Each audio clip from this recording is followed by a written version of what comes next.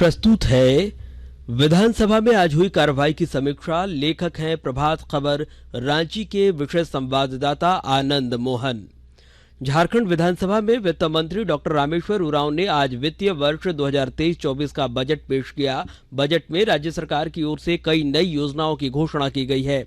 इस बजट में युवाओं को रोजगार के अलावा किसानों और महिलाओं के लिए भी कई बड़ी योजनाएं की घोषणा की गई है। वहीं वित्त मंत्री ने सदन में 1,16,418 करोड़ रुपए का बजट पेश किया। इसमें राजस्व व्यय के लिए 84,676 करोड़ रुपए प्रस्तावित हैं, जबकि पूंजीगत व्यय के लिए 31,742 करोड़ रुपए का प्रस्ताव है।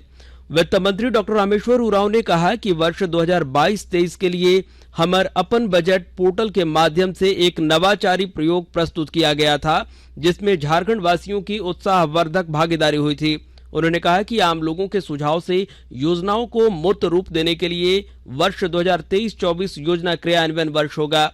वहीं वर्ष 2023-24 में 5 एकड़ से कम क्षेत्र वाले तालाबों का मशीन से गाद हटाने और डीप बोरिंग योजना के लिए 500 करोड़ रुपए का बजट प्रस्तावित है। इसके अलावा सौर ऊर्जा आधारित माइक्रो लिफ्ट इरिगेशन सिंचाई की व्यवस्था को कारगर बनाने में काफी किफायती है।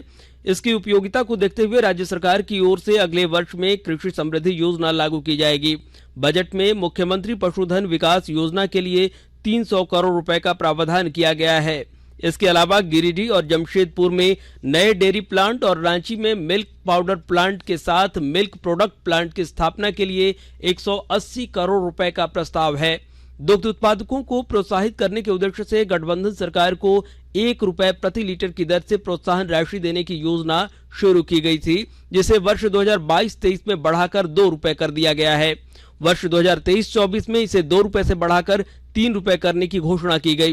किसानों को सिंचाई कूप उपलब्ध कराने के लिए मनरेगा और राज्य योजना के तहत बिरसा सिंचाई कूप संवर्धन मिशन की शुरुआत की गई है। इसके लिए राज्य योजना से प्रति लाभुक 50,000 रुपए सामग्री मद से तथा शेष राशि मनरेगा योजना से देने का प्रावधान किया गया है।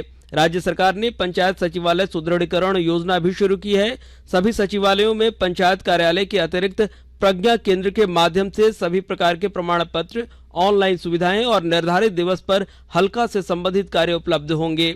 आगामी वित्तीय वर्ष में महिला और किशोरी कल्याण योजना प्रारंभ करने का प्रस्ताव है, जबकि आंगनबाड़ी चलो अभियान योजना की भी शुरुआत की जाएगी। इसके अलावा अगले वित्त वर्ष में 800 नए आंगनबाड़ी भवनों के निर्माण का भी प्रस्ताव है।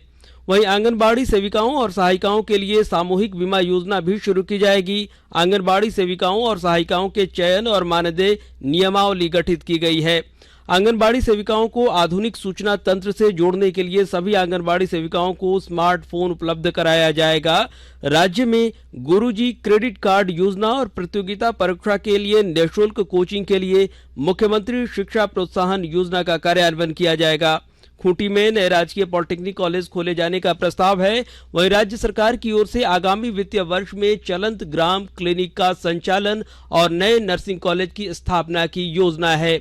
वर्ष 2023-24 में मुख्यमंत्री रोजगार सृजन योजना का विस्तारीकरण करते हुए 2 लाख युवाओं तक लाभ पहुंचाने की योजना है। छात्रावासों में मॉडल लाइब्रेरी की स्थापना का प्रस्ताव है, जबकि पारंपरिक वाद्य यंत्रों की आपूर्ति का भी प्रस्ताव बजट में रखा गया है।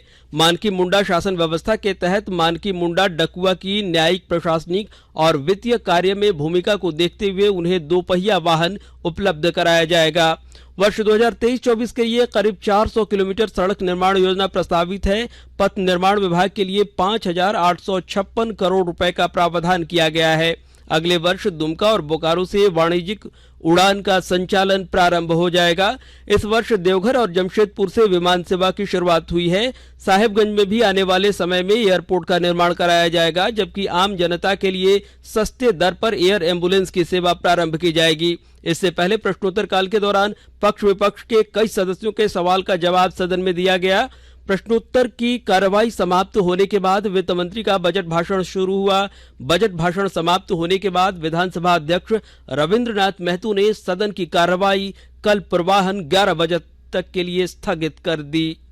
और अभी आप सुन रहे थे विधानसभा में आज हुई कार्रवाई की समीक्षा। लेखक थे प्रभात खबर रांची के विशेष संवाददाता आनंद मोहन।